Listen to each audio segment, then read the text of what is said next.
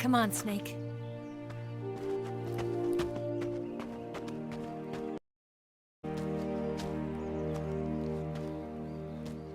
We made it.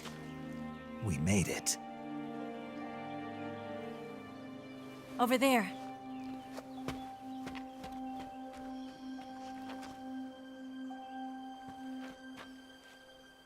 It's the boss, isn't it?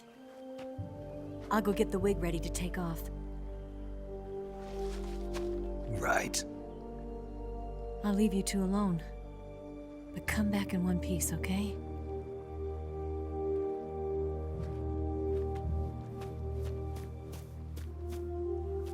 Promise me!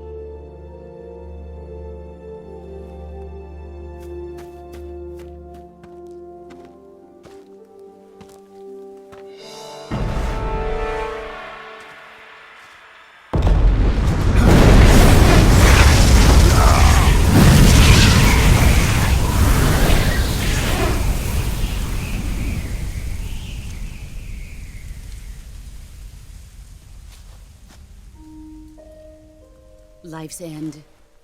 Isn't it beautiful? It's almost tragic. When life ends, it gives off a final lingering aroma. Light is but a farewell gift from the darkness to those on their way to die. I've been waiting, Snake, for a long time. Waiting for your birth, your growth, and the finality of today. Boss. Why are you doing this? Why? To make the world one again. The world used to be whole. But with the end of the Second World War, the philosophers began to fight amongst themselves, and the world was torn apart. The Cobras, my comrades who trained and fought alongside me, were torn apart as well. The foibles of politics and the march of time can turn friends into enemies just as easily as the wind changes. Ridiculous, isn't it? Yesterday's ally becomes today's opposition. And this Cold War? Think back. When I was leading the Cobras, America and Russia were fighting together. Now, consider whether America and Russia will still be enemies in the 21st century. Somehow I doubt it. Enemies change along with the times, the flow of the ages, and we soldiers are forced to play along. I didn't raise you and shape you into the man you are today just so we could face each other in battle. A soldier's skills aren't meant to be used to hurt friends. So then what is an enemy? Is there such a thing as an absolute timeless enemy? There is no such thing, and never has been. And the reason is that our enemies are human beings like us. They can only be our enemies in relative terms. The world must be made whole again. The philosophers must be reunited. I will devote my skills to that purpose. And with the Colonel's money, I will achieve that end. Just as I once created the Cobras. They are my family. I may no longer be able to bear children, but I still have a family. It was November 1st, 1951. I was in the Nevada desert participating in atomic testing. The name Nevada is derived from Spanish, covered in snow, white as snow. And snow is exactly what I saw in that Nevada desert. It froze my blood white. Snake, you were an atomic test subject, weren't you? On Bikini Atoll. That's part of the reason I was drawn to you. You and I are alike. We're both slowly being eaten away by the karma of others. we'll never have the chance to die peacefully of old age. We have no tomorrow. But we can still have hope for the future. In 1960, I saw a vision of the ideal future from space. 3 years earlier, the Soviet Union had succeeded in launching Sputnik, the first man-made satellite in history, into orbit. This came as a huge shock to the United States. In response, America threw everything it had into its own manned spaceflight project, the Mercury program. Even as the Soviets seemed poised to send their first man into space, America was still experimenting with chimpanzees and rockets. The government wanted human data, so they secretly decided to send a human being into space. I was the one they chose. At the time, they didn't have the technology to block out cosmic rays, and whoever they sent up would inevitably be exposed to heavy radiation. That's why they chose me. After all, I'd already been irradiated once. Of course, you won't find any of this in the history books. I could see the planet as it appeared from space. That's when it finally hit me. Space exploration is nothing but another game in the power struggle between the US and the USSR. Politics, economics, the arms race, they're all just arenas for meaningless competition. I'm sure you can see that, but the Earth itself has no boundaries. No East, no West, no Cold War. And the irony of it is, the United States and the Soviet Union are spending billions on their space programs and the missile race, only to arrive at the same conclusion. In the 21st century, everyone will be able to see that we are all just inhabitants of a little celestial body called Earth. A world without communism or capitalism, that is the world I wanted to see. But reality continued to betray me. In 1961, I was sent to Cuba, to Bahia de Cochinos. It was part of a CIA-sponsored invasion under the guise of taking Cuban exiles back to their country. But the US government betrayed them. Our weak-kneed president held back their air support. Defenseless, the exiles were annihilated by the Cuban army. All I could do was watch in silence. I was set up by the very country I'd sacrificed so much for, by the very government I dedicated my life to defending. I was driven from the surface world, and I went underground. Then, 2 years ago, I faced the Sorrow, my old comrade in battle. He was my friend. But one of us had to die. I was left with no choice. The Sorrow gave his life for me. There is no enmity between us. One must live, and one must die. That was the mission. The ones who gave me that mission were the philosophers.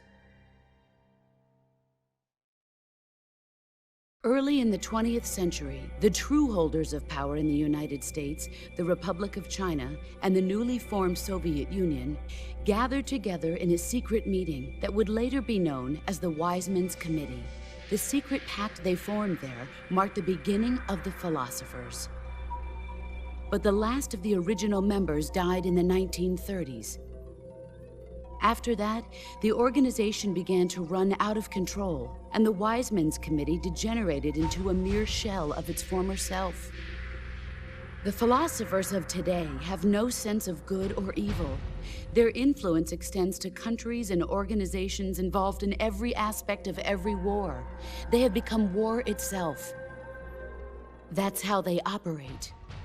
The sacrifices of war cause a shift in the times. This shift leads to renewed conflict, and in turn triggers the next war.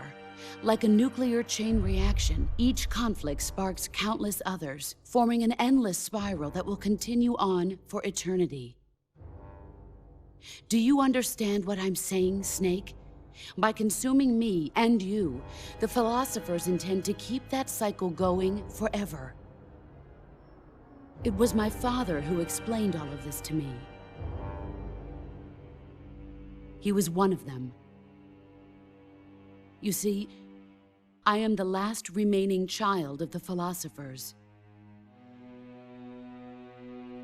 But after he revealed the truth, my father was killed by that same shapeless, formless organization. And my father isn't the only thing the philosophers have taken from me. In June of 1944, the Cobras and I took part in the landing at Normandy. We'd been given a top-secret mission to locate and destroy enemy V-2 rocket installations. I was pregnant at the time. The sorrow was the father. I gave birth on the field of battle. A beautiful baby boy. But my child was snatched away from me by the philosophers.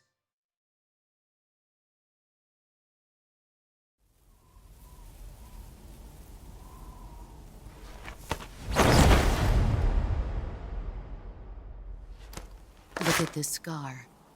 This is proof that I was once a mother. I gave up my body and my child for my country. There is nothing left inside me now. Nothing at all. No hatred, not even regret. And yet sometimes at night, I can still feel the pain creeping up inside me, slithering through my body like a snake.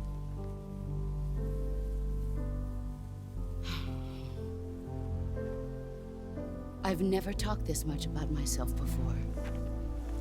Thanks. Thanks for listening to me.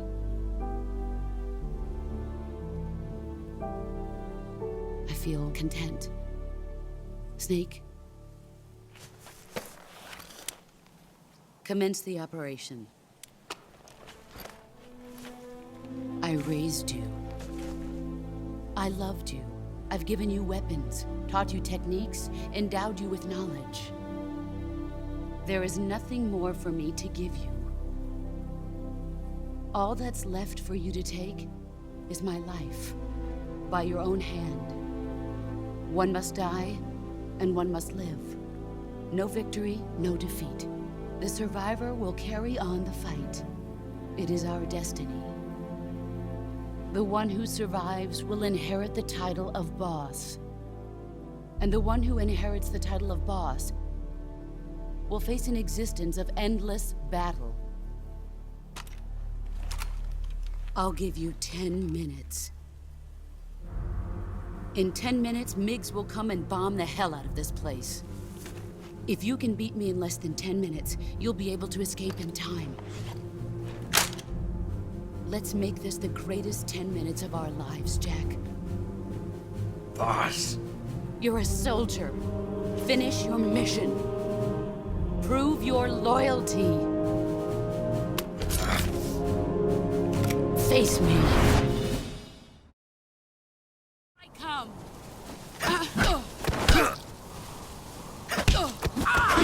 Excellent.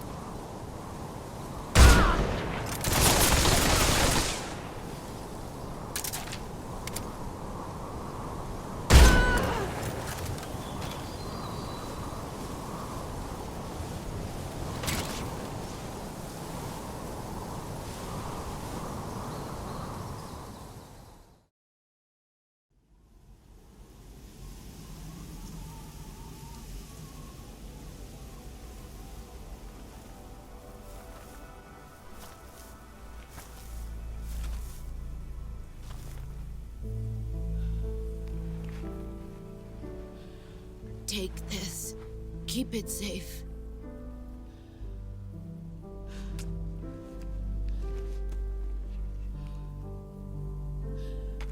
It's our only hope.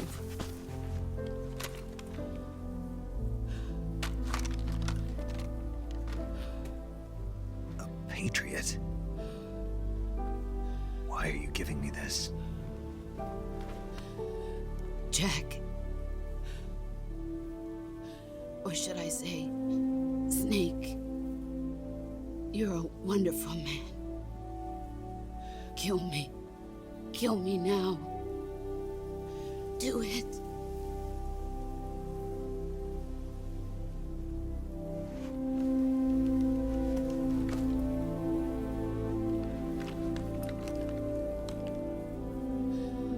There's only room for one boss and one snake.